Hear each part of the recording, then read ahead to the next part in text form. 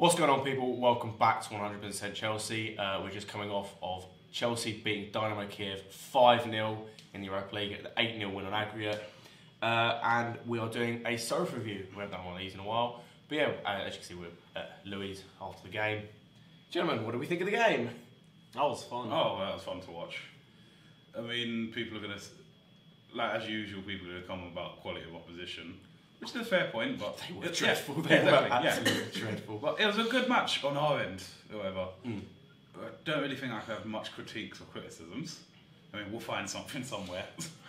But great. Let's start off. Great performance of Olivier Giroud. Absolutely. Europa League Ronaldo himself. I mean, we're seeing the goals here. I mean, they were brilliant, weren't they? Yeah. I think one thing we noticed through the game is that the crossing was a lot better from the team as a whole. Who we saw from Alonso the second game, the third goal, the free kick, even the first goal as well, the corner. Everything in terms of crossing, in terms of set piece, seemed to be on point for the most part. There was a couple that went a bit awry, but how many seasons have we watched corner after corner, and it looks like we're just aiming for the first man? Today, I get it's Dynamo Kiev, but I'm still shouting out just because it's the first time I've seen it in ages. Yeah. The crossing was so good. Oh, crossing was so good. Class. Alonso's had a lot of criticism this season, and it's all been deserved. But if we're also going to criticise him, we also need to be the first one that gives him praise when he has a good game. Exactly. He had a very good game today. He had a great game. With his crossing was looking like the old Alonso. Yeah. As in what we saw from him. Left before. wing back Alonso. Yeah. I think that's very true. I think that I think everyone had a good. I don't think there was one player in that team that you could really say had a poor game. I mean, we won 5-0. It was a perfect performance. I think you mentioned it perfectly in terms of the quality of opposition was dreadful. I think we're gonna definitely come up against better opposition. I mean, already in terms of the games that have happened as well, Valencia have gone through. Only just the 3-2 aggregate win over Krasnodar, and Napoli are through with a 4-3 aggregate win. So not exactly comfortable, either of them, over Salzburg. But I mean, two players I want to touch on, because obviously there was a lot of rotation. Hudson-Odoi and Loftus-Cheek. I thought Loftus-Cheek in particular in this game was just immense. You saw some of the strength in the first half that he was using to keep players off the ball was amazing. Yeah. Loftus-Cheek's hold-up play was very good today. He was very creative. That little flick for, I think, Alonso's goal from the corner, I think. I know it came from him, I just don't remember who scored the goal. Where Giroud, the first one. Oh, no, it was off the corner. It was Giroud's goal. Okay, it went to Giroud. Regardless, little flick on was very good. The majority of stuff he did had a very good impact on the team today. Hudson-Odoi as well kept finding himself in spaces. Sometimes the ball didn't find him, but he always kept trying to find those little spaces in between defenders that he could make runs in behind. Keep saying that Hudson-Odoi is our best winger after Hazard, and he needs to be getting more of these minutes. Keep giving him these minutes and his stamina will improve, and he'll start to become more able to produce these performances week in and week out. I mean, you talk Hudson-Odoi, just seeing on the screen here, the goal, I mean, it was a brilliant run from him. The right back had no chance. Talking about Hudson-Odoi, there was in the first half it was a bit quiet. There wasn't too much to be said about it, but in the second half it really picked up, and you saw with I think the link, it wasn't the first half, but sort of the last bit, the link-up play for Alonso's goal. Him and Giroud was insane. There's decent 1-2s, and then there's that. For me, like a 1-2 is like, people think it's a simple play in football, but when you saw the way Hudson-Odoi and Giroud linked up like that, you're thinking it looked like sexiness personified. I mean, to be fair, anything with Giroud. Start of the season, wasn't it? I mean, to be fair, anything with Giroud is in general. Sexy man of football. Try, mate. You've been a bit quiet. Got any other thoughts? You think about chicken well? I wouldn't be surprised.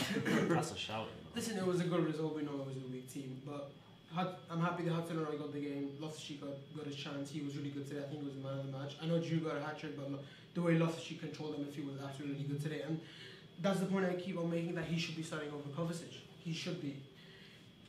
There should be like a limit where there has to be a player that has to come into the youth academy. Last player was John Terry that came in. And if we don't give them these chances, they're just going to leave. We can see an example with Callum Hudson-Odoi. He didn't want to leave. We just got to keep playing these two players. And listen, we're into the next round of the Europa League. We can't complain. And I'm still not going to get too carried away from the result because it's just Kiev. There will be tougher opposition in the Europa League, and we still have to kind of keep our eye on the top four because we can still get in there, but it just depends what kind of Chelsea turn up.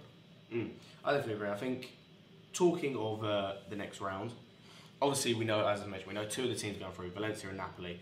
It's looking likely from other results, Villarreal are probably through. I mean, they're 3-1 up from away from home, coming into home game at Zenit.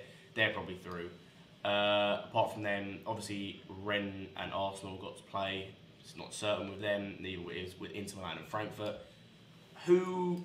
Each of you guys, who would your preferable game be next of the teams we either know that are going through or could go through? I can get them up if you need them up. Rennes. Or just so we can knock them out and then laugh at also because they should be a pretty easy team to beat. Yeah, I mean for some teams. Yeah, I'd say if Rennes do get through, which I think they will, personally. I think that's the team I want us to face. It's like whatever team we face are going to give us a challenge. Yeah. Here and there, we've got to play whoever we can. Yeah. Whoever. So from who we can play Napoli, Valencia, Arsenal or Rennes, one of the two. You meant Rennes? Yeah. Benfica or Zagreb, that's very close. Inter Milan or Frankfurt, Prague or Sevilla or Villarreal. Maybe. I'd say either Rennes, Prague or Zagreb. But then at the same time, I can't act like I've watched Eastern European football, so I don't know what we're going to be expecting with Zagreb. No, I haven't either. For me, it's Prague just because I want that away day. I've said this for thing. Plus, as well, I don't want that difficult a game until we get into the semi-finals, only because our squad is not particularly brilliant in terms of depth, and it allows us to have a bit of rotation with players that are not quite as good, like, for example, Zappacosta, and although we had a good game today, Alonso. But yeah, it then means that we can focus a bit. We can kind of focus on both the league and the Europa League for the most part.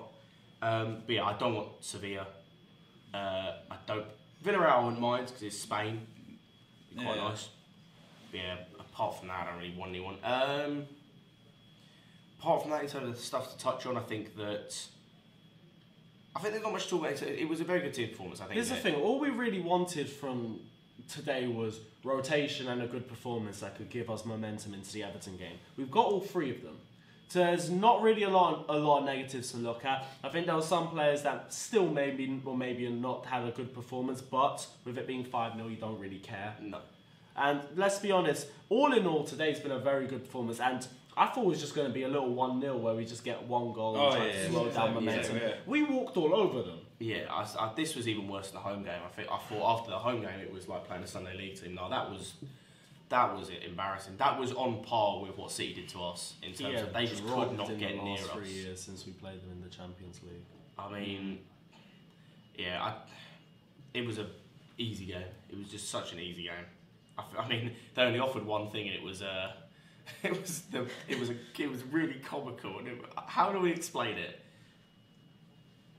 Nice. How do we explain that for those that didn't see it?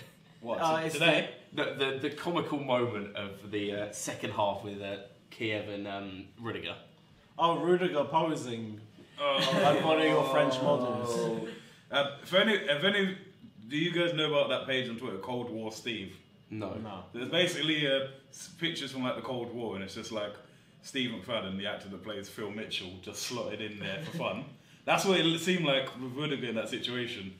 All this play's going on, and Rudiger's just there lying down, just like, I do not give a fuck. We already through to the next round. Yeah, fuck it, have a goal. I mean, you guys have tried, didn't you?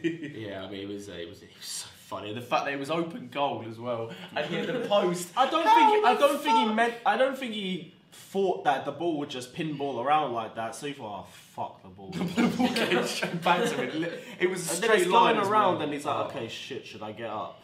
Like, man, he's got that deer in the headlights look. We ain't got a clue. He reminds me so much of Mamadou Sakho.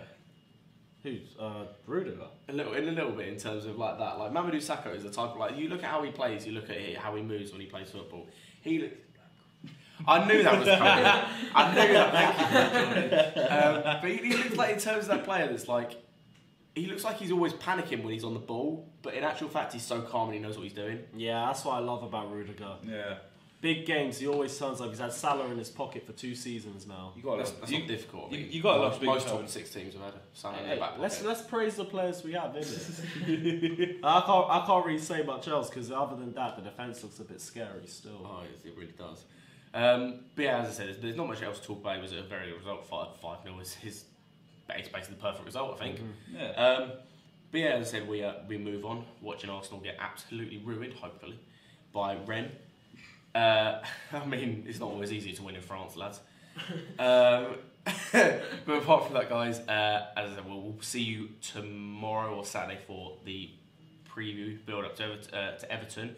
And yeah, like, subscribe, all that good stuff. We are now officially, if you didn't see the live stream, we are now officially the biggest Chelsea channel on YouTube. Respect, man. Respect.